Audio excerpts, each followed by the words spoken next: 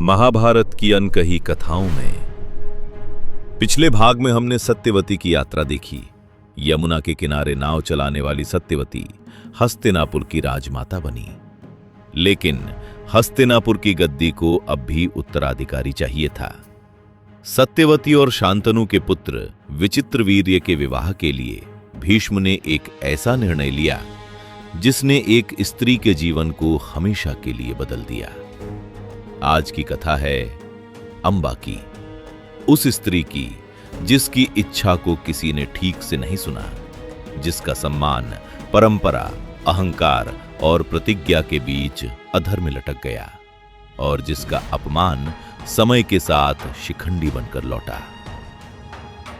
काशी नगरी में उस दिन एक भव्य स्वयंवर सभा सजी थी।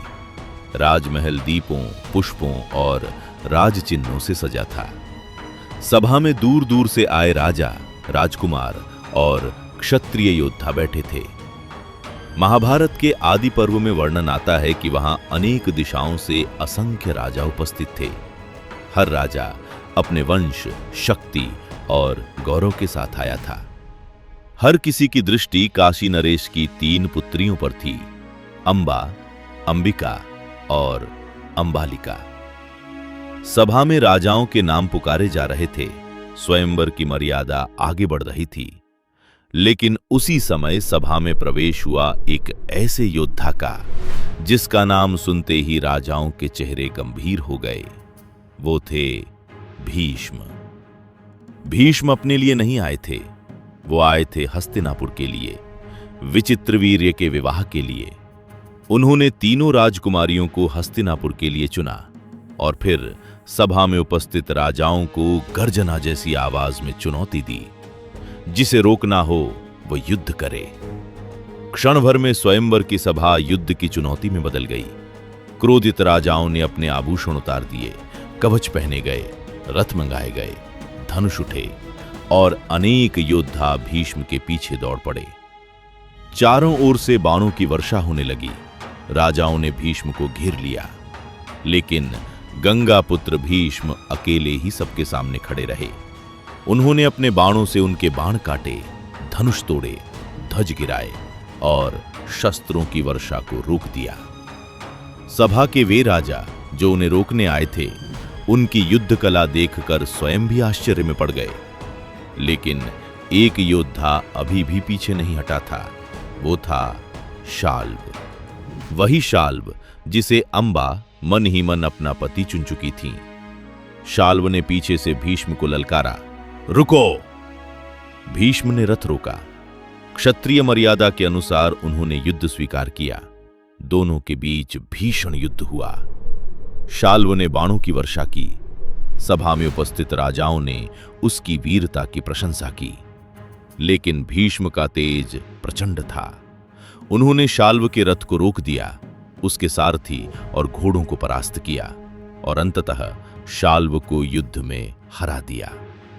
लेकिन भीष्म ने उसका जीवन छोड़ दिया। शाल्व पराजित होकर लौट गया और भीष्म तीनों राजकुमारियों को लेकर हस्तिनापुर की ओर चल पड़े।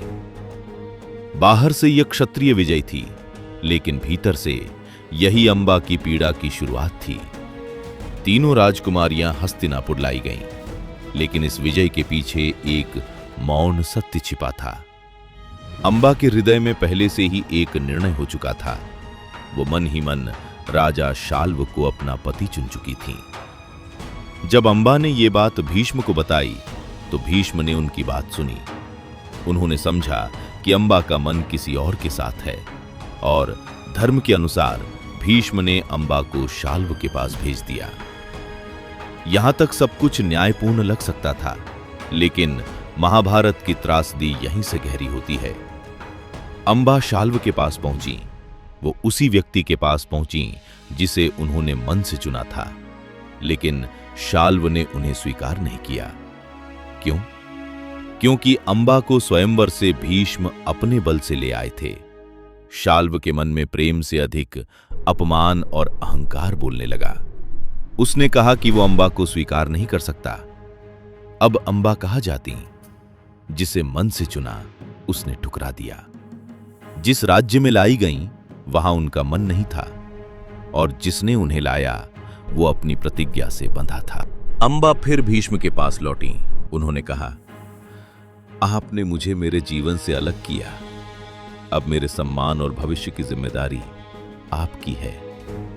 लेकिन भीष्म ने अपना वचन याद दिलाया।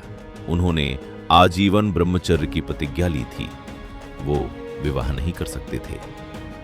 यही महाभारत का सबसे गहरा प्रश्न खड़ा होता है। एक ओर भीष्म का वचन था, दूसरी ओर अंबा का जीवन।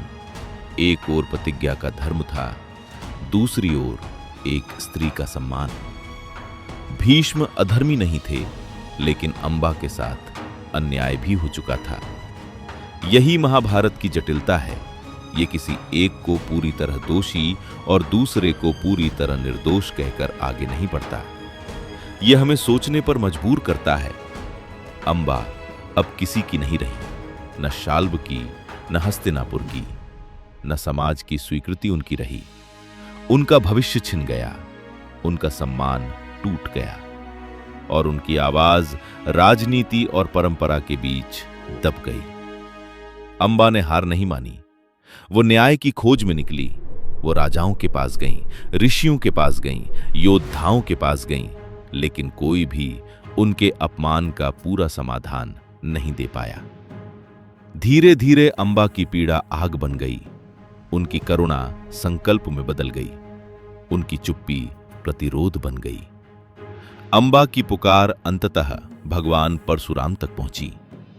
परशुराम केवल योद्धा नहीं थे, वो भीष्म के गुरु भी थे। शस्त्र और धर्म दोनों में महान। जब उन्होंने अंबा की पीड़ा सुनी तो उन्होंने भीष्म को बुलाया। परशुराम ने कहा, अंबा के जीवन को इस स्थिति में लाने में तुम्हारी भूमिका रही है, इसलिए उसके सम्मान और भविष्य का समाधान भी तुम्हें ही देना चाहिए। लेकिन भीष्म अपनी प्रतिज्ञा से बंधे थे। उन्होंने विनम्र होकर कहा, मैं अंबा का अपमान नहीं चाहता, लेकिन मैंने आजीवन ब्रह्मचर्य का वचन लिया है, मैं विवाह नहीं कर सकता। यहां गुरु और शिष्य के बीच केवल युद्ध नहीं था, यह धर्म की दो दिशाओं का संघर्ष था। एक ओर गुरु परशुराम थे जो अंबा के न्याय के लिए खड़े थे, दूसरी ओर भीष्म थे जो अपनी प्रतिज्ञा और व्रत से बंधे थे। जब समाधान नहीं निकला तो युद्ध अनिवार्य हो गया।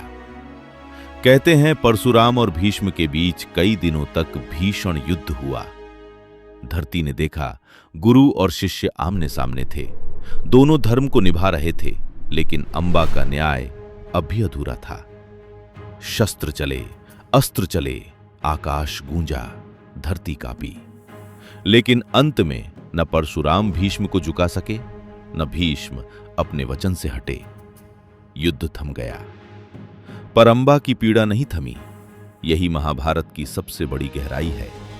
कभी कभी दो महान लोग अपने अपने धर्म पर सही हो सकते हैं, फिर भी किसी तीसरे व्यक्ति के जीवन में अन्याय हो सकता है। भीष्म अपने वचन के प्रति अडिग थे, परशुराम अंबा के न्याय के लिए खड़े थे, लेकिन अंबा का जीवन फिर भी अधर में रह गया। अब अंबा समझ चुकी थी, जब संसार न्याय नहीं देता तो कभी कभी मनुष्य स्वयं न्याय का संकल्प बन जाता है। अंबा ने कठोर तप किया। उन्होंने प्रतिज्ञा ली कि वो भीष्म के पतन का कारण बनेंगी। कहते हैं उनका संकल्प जन्मों तक चला और आगे चलकर वही अंबा शिखंडी के रूप में जन्मी।